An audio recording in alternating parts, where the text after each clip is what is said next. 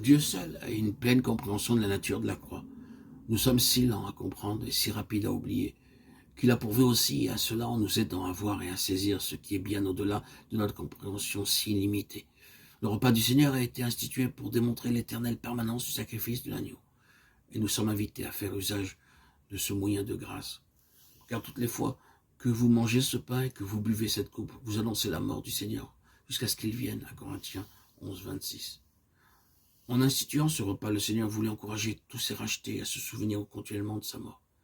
Il connaissait les pièges et les tentations qui seraient sur notre chemin. Il savait combien vite la croix perdrait de sa fraîcheur dans nos vies. Il a donc pourvu par ce moyen à rafraîchir notre mémoire. Lorsque nous sommes allés au Seigneur pour la première fois, la réalité de sa mort nous a saisis. Combien elle était actuelle.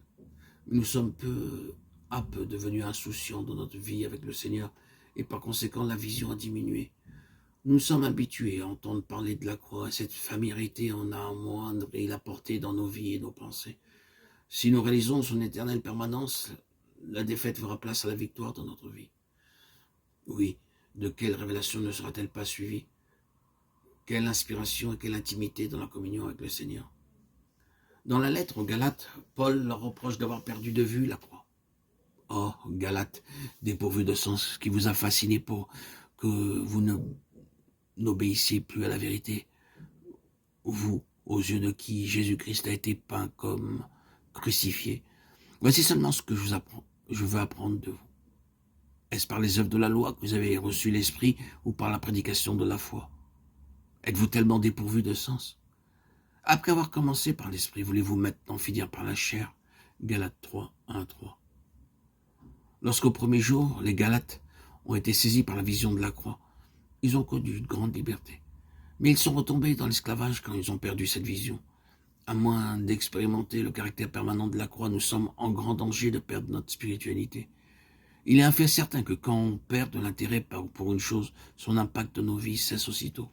À moins que la permanence de la mort de Christ ne soit préservée dans nos cœurs et dans nos pensées, nous perdrons l'efficacité de sa puissance. Demeurions-nous dans le péché afin que la grâce abonde. Romains 6, 1. Comment cela se pourrait-il si nous voyons la face de celui qui fut humilié pour nous? Et le corps qui porte les marques de sa passion. Ne perdons pas de vue les souffrances de Christ pour nous, et nous connaîtrons ce que veut dire porter la croix. Nous connaîtrons non pas de manière simplement objective ce que signifie vraiment être crucifié avec lui. La défaite cédera la place à la victoire quand nous cesserons de considérer la croix comme un fait passé de l'histoire du monde et que nous l'accepterons dans nos vies comme une réalité éternelle. C'est alors qu'elle deviendra effective et présente dans la réalité de sa puissance, et cela chaque jour, dans notre propre histoire. Dans une vision, Jean a vu l'agneau sur le trône entouré d'êtres célestes. Il les a entendus chanter un cantique nouveau. Il disait d'une voix forte, l'agneau qui a été immolé est digne de recevoir la puissance, la richesse, la sagesse, la force, l'honneur, la gloire et la louange. Apocalypse 5, 12. Lorsque nous irons auprès du Seigneur, nous aussi, nous chanterons ce cantique nouveau célébrant l'agneau immolé.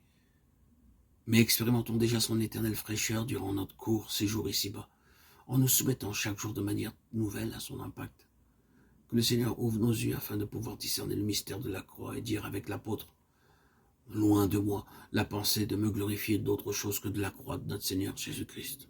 Galates 6, 14. Amen. Alléluia. Gloire à Dieu au plus haut des cieux et paix sur la terre aux hommes qu'il aime.